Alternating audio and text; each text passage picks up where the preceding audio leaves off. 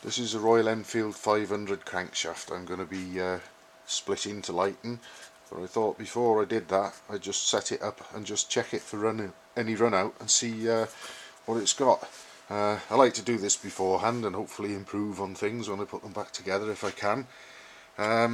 We've got this gauge here is in thousandths of an inch. The 0 to the 5 is 5/1000ths of an inch, obviously.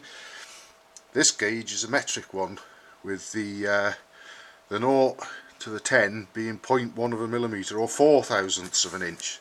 So we've got from the first number to the second one on that one is 5 thou, first number to the second one is 4 thou. Anyway, if we spin it up, yeah, that's near enough at 0 on both of them, and spin the crank, and we see that there's quite a bit of run out showing on that gauge there. In fact, there's about let's see, where are we? 0.2 of a millimetre, which is 8/1000ths of an inch, which on its own is bad enough. But then if we look at this gauge here, which is swinging from the 0 to the 5 thou, we actually have to add that to the 8 thou because the gauges are moving in opposite directions. If they'd been moving in the same direction, you could sort of cancel one from the other, but because they're moving in opposite directions you have to add them.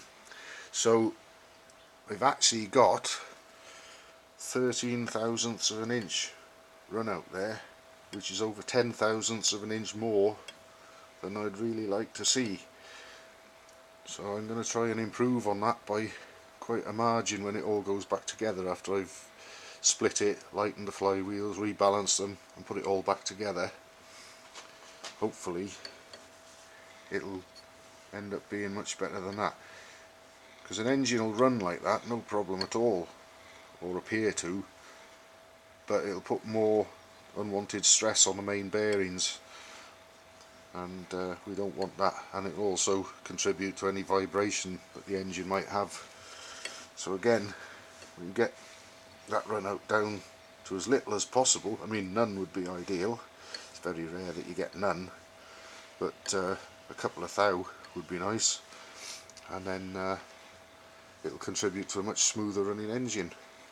So anyway, that's the starting point, and we'll have another look at it after I've done the work and put it back together.